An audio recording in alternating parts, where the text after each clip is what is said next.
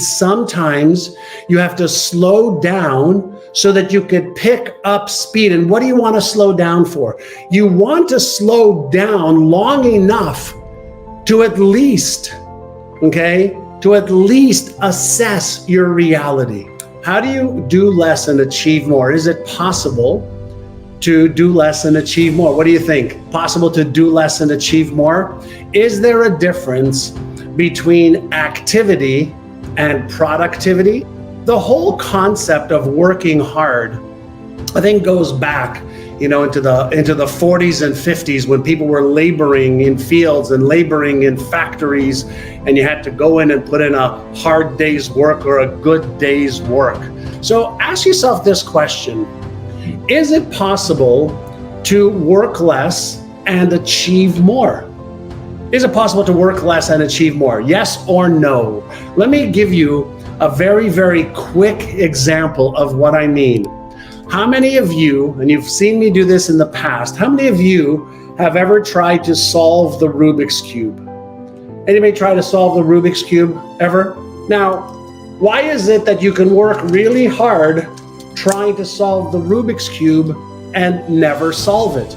There's over 1 million different moves that you can make with this 3x3x3 Rubik's Cube. Over 1 million possible moves, this way, that way, 2 up, 2 down, 2 around.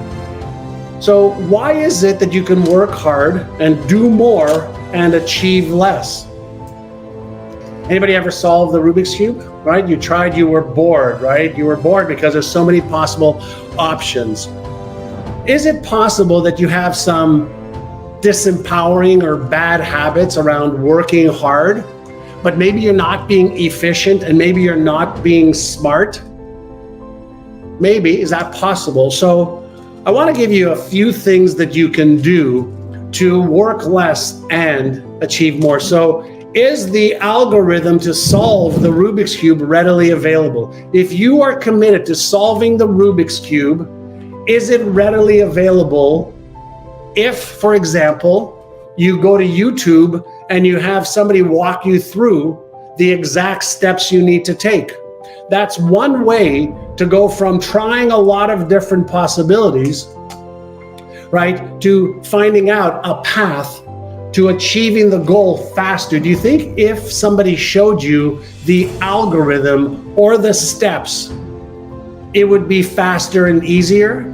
So there is one example, right, of how can you work less to achieve more?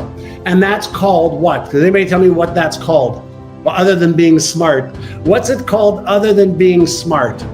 Isn't that called modeling? Isn't that called modeling? We model the behavior that's already been proven to work. That's called modeling. So what most people do is they'll take something like the Rubik's Cube and they'll just keep trying something, and it won't work. So they put it down and they get bored or they get tired or they get frustrated. But that's also called, yes, many of you are saying, I'm on Instagram here and Facebook here, right? Many of you are calling that efficient. So here's my question for you. Are you being efficient in every one of your roles? For example, are you being efficient at earning money? Do we know how to earn more money? If you are committed to earning more money, do you know how to earn money? Do you know the exact steps to earn more money today, this week, and this month? Do you know how? If you want to release weight and keep it off, do you know the exact formula for the food you should eat, how many calories, how much sleep you need, and how much of a caloric burn you need per day to be in a deficit to release weight and keep it off? Is the answer readily available if you are committed? Like, think about this, right? How do you work less and achieve more, right? The answer is, first, you see yourself achieving the result that you want, right? Let's go internally first. Would you agree with that? Let's go internally first. And Dino, why don't you mix money with weight? It's about achieving a goal, right? It's for achieving a goal, right?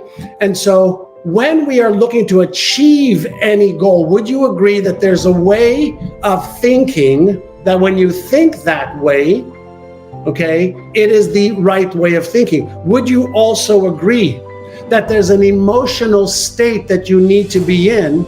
And even though you may be frustrated at first, frustration actually leads to the release of cortisol, which is the stress hormone. And would you agree that when we're frustrated, we have a little bit of adrenaline or cortisol in our system, that's actually a good way to achieve a goal because we have the extra energy of the stress hormone? A lot of people try to stay away from being stressed, but a little bit of stress is actually good. So here's what I like to do. Number one, if you want to stop trying so hard and you want to achieve more by doing less, stop just trying to do.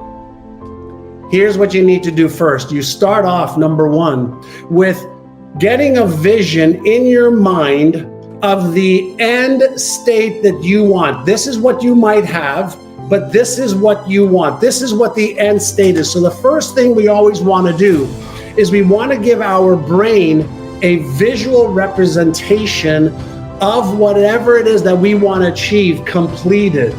We may not know how to achieve it yet, but that doesn't belong in that step.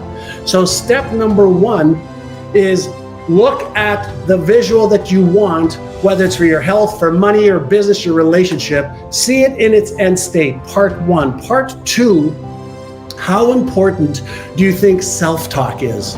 How you talk to yourself, right? So, oh my God, this is so hard. I can't figure it out. Should I do this left? Should I do this right? Should I go two at a time? Should I go left first and then to the right? Maybe I should do it in my left. No, that is disempowering self-talk, trying to figure it out on the fly. When we're dealing with self-talk, questions are the key to the biocomputer's genius. Let me repeat. Questions are the key to your biocomputer's genius.